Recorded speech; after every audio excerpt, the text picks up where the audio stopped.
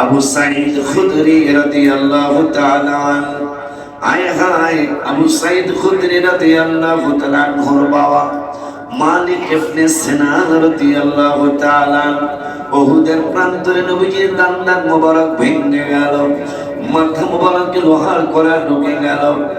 আবু সাঈদ খুদরি রাদিয়াল্লাহু তাআলা আনহুর বাবা তিনি চেটে চেটে রক্ত মোবারক উনি খাওয়া শুরু করলেন। মাসনা কোথায় দিবি বেড়া? সাহাবীদের ব্যাপারে আমার নবী বললেন, সাহাবীরা কয় ইয়া রাসূলুল্লাহ সাল্লাল্লাহু আলাইহি ওয়াসাল্লাম, নবী গো আহলে সুন্নাত ওয়াল জামাত কারা?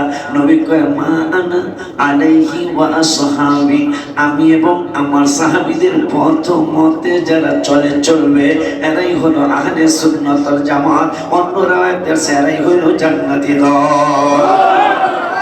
সেই জান্নাতি দলের কাজ রক্ত খাওয়া হারাম, রক্ত খাওয়া হারাম। কিন্তু সাহাবী, যে সাহাবীদের ব্যাপারে আমার আল্লাহ কোরআনে বললেন রাদিয়াল্লাহু আনহুম ওয়া রাদওয়ান, তাদের প্রতি আল্লাহ সন্তুষ্ট।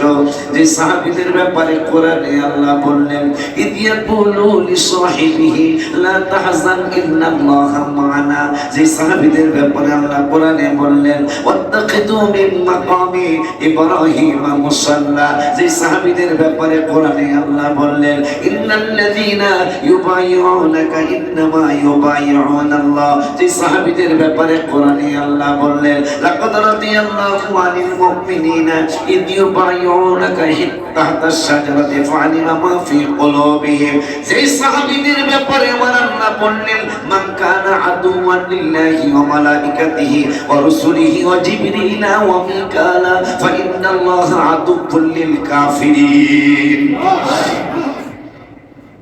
সাহাবীদের সামনে সেই সাহাবী রক্ত খেয়েছে। কি গো, কোরআনে কোন আয়াত দুর্বল আছে? আস্তে বলবেন, আস্তে বললে বোঝা যাবে আপনার সন্দেহ, বুঝবেন আপনি কাফের। কথা কেন বুঝবেন আপনার ইমানের বিশাল কথা। যদি কোরআনের ব্যাপারে আপনার কোনো সন্দেহ, জানি না কোন দিন জানি কোন কথা চলে আসে বলে লাগতেছে। কারণ আমি অন্তত কদরের ব্যাপারে সহজে কদরের ব্যাপারে অন্তত সন্দিহান মুক্ত ছিলাম। যে অন্তত সবরাতের কথা কইছে, আশুরার বিরুদ্ধে কইছে, মেরাজের বিরুদ্ধে কইছে, এরপরে মিলাদুন নবীর বিরুদ্ধে কইছে, ফাতিহাস নবীর বিরুদ্ধে কইছে, আখিরি সাহাবা। কদর যেহেতু কোরআনের একটা সূরা নাযিল হইছে কদরের নামে, অন্তত এই ব্যাপারে চান্দুর ব্যাপারে কিছু কইতো না, সেইটা ব্যাপারে গত বছর শুরু হয়েছে। এই কদরের রাত্রে বদল থাকবে না। নাউযুবিল্লাহ বলে জানি না মুসলমানদের গন্তব্য কোথায়, মুসলমান কোথায় যাবো শেষ হয়ে যাবে মনে হয়। কারণ শেষ পর্যন্ত কদর পর্যন্ত গত 2 বছর আগে থেকে কদর ব্যাপারে কথা শুরু হয়েছে, যেটা কোরআন দ্বারা সাবেত। একটা সূরা পর্যন্ত নাযিল হয়েছে কদরের নামে।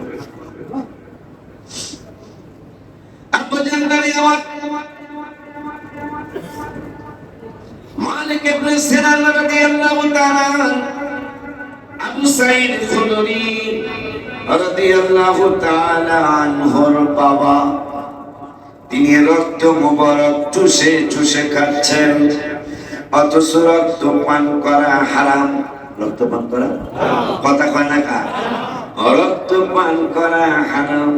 অথচ সাহাবীদের সামনে কত গুণী কোরআনের আয়াত।